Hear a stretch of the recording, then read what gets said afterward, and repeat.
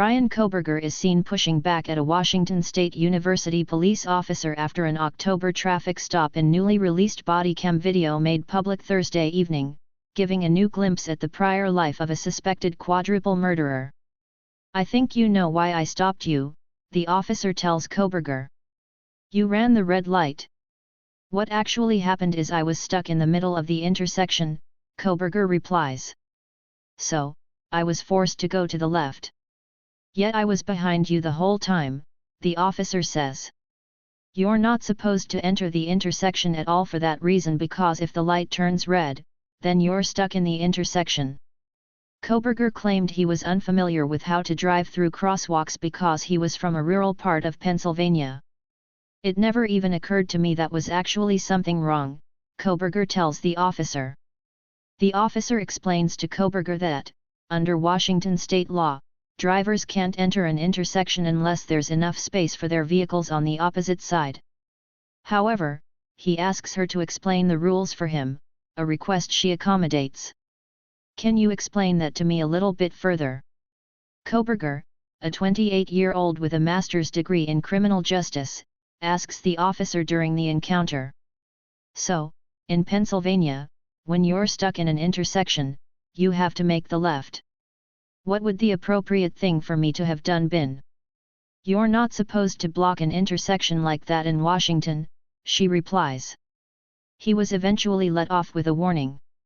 "I do apologize if I was asking you too many questions about the law," Kohberger says. The release also includes officers banging on his apartment door December 30, announcing their presence before serving a search warrant. He was already in Pennsylvania, where he was taken into custody by state police and the FBI at his parents' house that same day. Previously unsealed court documents go into more detail about what police found in his apartment in Pullman, Washington. The new documents give a glimpse at what was missing. "We also noticed, while clearing the apartment, it was sparsely furnished and fairly empty of belongings, including no shower curtain in the bathroom, and the trash cans appeared empty," wrote WSU Assistant Chief of Police Don Daniels.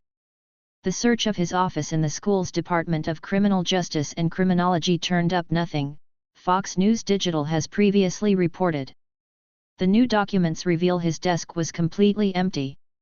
In the apartment, police found hair samples, fabric with dark red stains, and a single black glove and other evidence.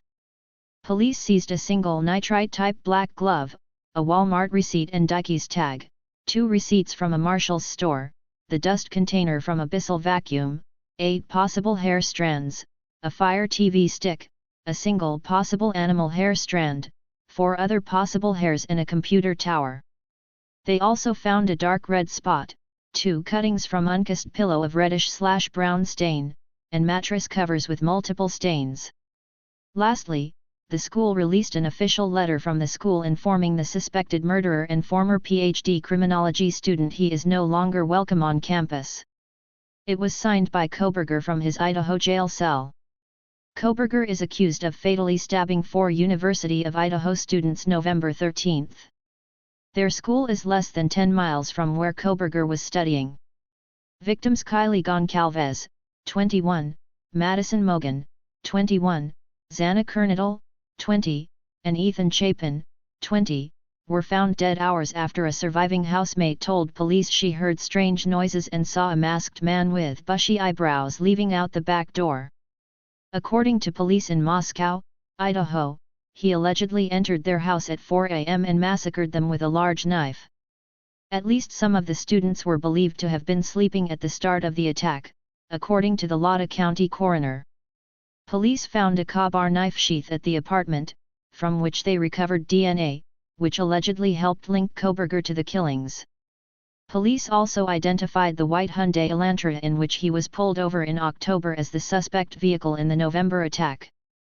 Kohberger is being held without bail at the Latah County Jail. A preliminary hearing is scheduled for June 26. He has not yet entered a plea.